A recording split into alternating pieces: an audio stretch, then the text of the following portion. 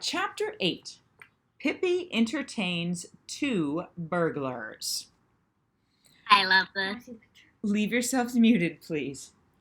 After Pippi's performance at the circus, there was not a single person in all the little town who did not know how strong she was. There was even a piece about her in the paper. But people who lived in other places, of course, didn't know who Pippi was.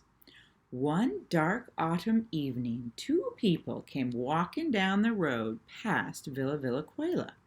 They were two bad thieves, wandering about the country to see what they could steal. They saw that there was a light on in the windows of Villa Villacuela and decided to go in and ask for a sandwich. That evening, Pippi had poured out all her gold pieces on the kitchen floor and sat there counting them. To be sure, she couldn't count very well, but she did it now and then anyway, just to keep everything in order. 65, 66, 67, 68, 69, 60, 10, 60, 11, 60, 12, 60, 13, 60, 16. Woo! Makes my throat feel like 60. Goodness, there must be some more numbers in the arithmetic. Oh, yes. Now I remember. 104, 1,000. Whew, that certainly is a lot of money, said Pippi. There was a loud knock on the door. Walk in or stay out, whichever you choose, shouted Pippi. I shall never force anyone against their will. The door opened and the two people came in. You can imagine that they opened their eyes wide when they saw a little red-haired girl sitting all alone on the floor counting money. Are you all alone at home? They asked craftily. Of course not, said Pippi. Mr. Nilsson is at home too. The thieves couldn't very well know that Mr. Nilsson was a monkey sleeping in a little green bed with a doll's quilt around his stomach. They thought that a man in the house must be named Mr. Nilsson, and they winked at each other. We can come back later is what they meant. But to Pippi they said, we just came in to ask what your clock is. They were so excited that they had forgotten all about the sandwich. Great grown-ups like you who don't know what a clock is, said Pippi. Where in the world were you brought up? The clock is a little round thingamajig that says tick-tack, tick-tack, and that goes and goes but never gets to the door. Do you know any more riddles? Out with them if you do, said Pippi encouragingly. The tramps thought maybe Pippi was too little to tell time, so without another word they went out again.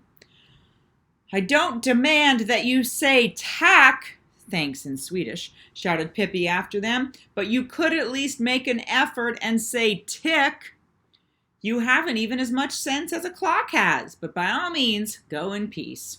And Pippi went back to her counting. No sooner were the tramps outside than they began to rub their hands with delight. Did you see all that money? Heavenly day, said one of them. Yes, once in a while luck is with us, said the other. All we need to do is wait until the kid and that Nilsson are asleep. Then we'll sneak in and grab the dough. They sat under an oak tree in the garden to wait. A drizzling rain was falling. They were very hungry, so they were quite uncomfortable, but the thought of all that money kept their spirits up. From time to time, lights went on in other houses, they went out in other houses, but in Villa Villacuela they shone on.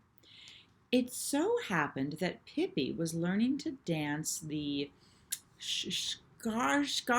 I don't recognize that dance. I recognize the word, but I don't know how to spell it. And so I'm going to say Scottish. And she didn't want to go to bed until she was sure she could do it. At last, however, the lights went out in the windows of Villa Villacuela too. The tramps waited quite a while until they were sure Mr. Nilsson would have gone to sleep.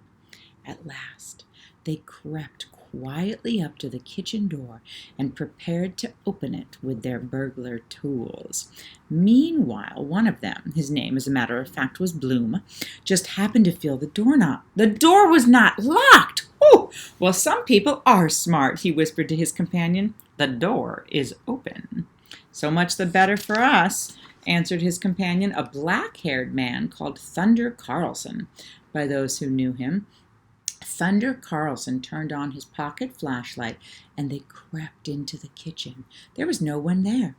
In the next room was Pippi's bed, and there also stood Mr. Nilsson's little doll bed. Thunder Carlson opened the door and looked around carefully. Everything was quiet as he played his flashlight around the room. When the light touched Pippi's bed, the two tramps were amazed to see nothing but a pair of feet on the pillow.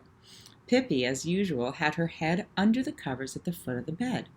"That must be the girl," whispered Thunder Carlson to Bloom, "and no doubt she sleeps soundly. But where in the world is Nilsson, do you suppose?"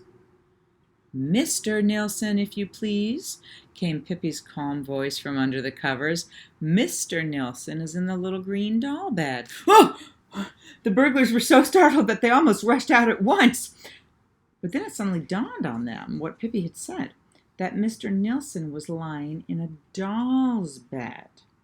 And now, in the light of the flashlight, they could see the little bed and the tiny monkey lying in it.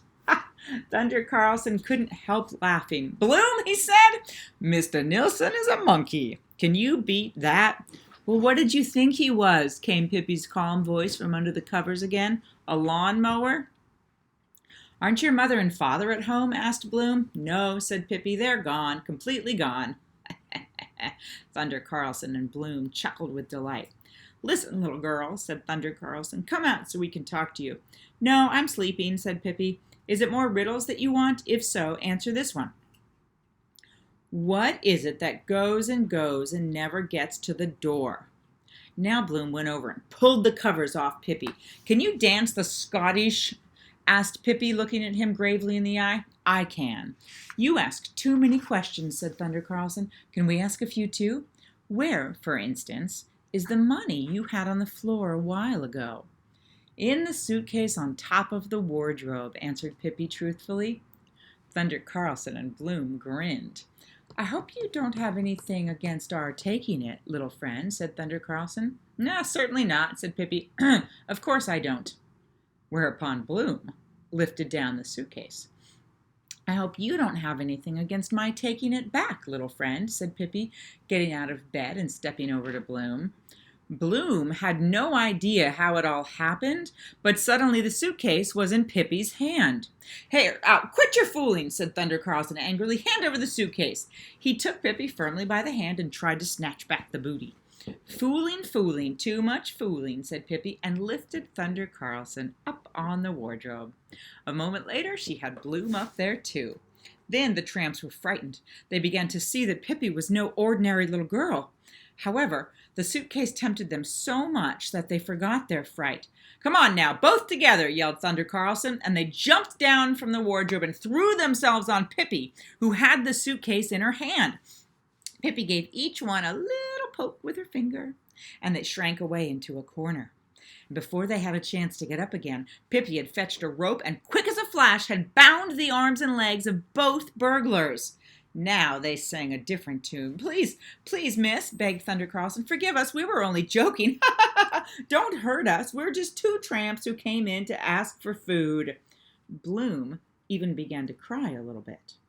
Pippi put the suitcase back on the wardrobe. Then she turned to her prisoners. "Can either of you dance the Scottish?"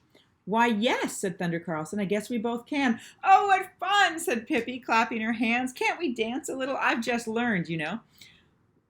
"Well, certainly, by all means," said Thunder Carlson, a bit confused.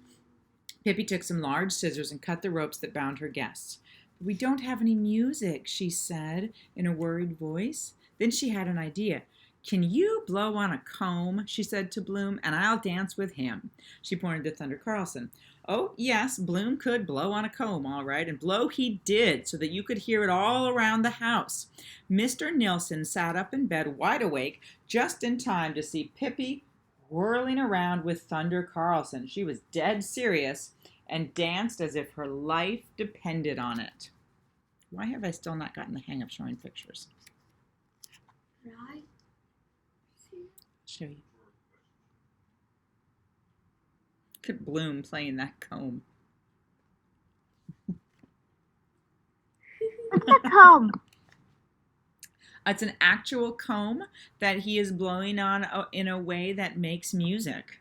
An actual comb your hair comb. Oh. At last, Bloom said he couldn't blow on the comb any longer because it tickled his mouth unmercifully. And Thunder Carlson, who had tramped the roads all day, began to feel tired. "Oh, please, just a little longer," begged Pippi, dancing on. And Bloom and Thunder Carlson could do nothing but continue. At 3 in the morning, Pippi said, "I could keep on dancing until Thursday, but maybe you're tired and hungry?" That was exactly what they were, though they hardly dared say so. Pippi went to the pantry and took out bread and cheese and butter, ham and cold roast and milk, and they sat around the kitchen table, Bloom and Thunder Carlson and Pippi, and ate until they were almost four-cornered. Pippi poured a little milk into each of her ears. "That's good for earache," she said. "Poor thing, have you got an earache?" asked Bloom. "No," said Pippi, "but I might get one." Finally, the two burglars got up, thanked Pippi for the food, and begged to be allowed to say goodbye. "Well, it was awfully jolly that you came. Do you really have to go so soon?" said Pippi regretfully. "Never have I seen anyone who can dance the way you do, my sugar pig," she said to Thunder Carlson. And to Bloom, "If you keep on practicing the comb, you won't notice the tickling." As they were going out the door, Pippi came running after them and gave them each a gold piece. "These you have honestly earned," she said. And she's now curled back up in bed. The next chapter is chapter 9.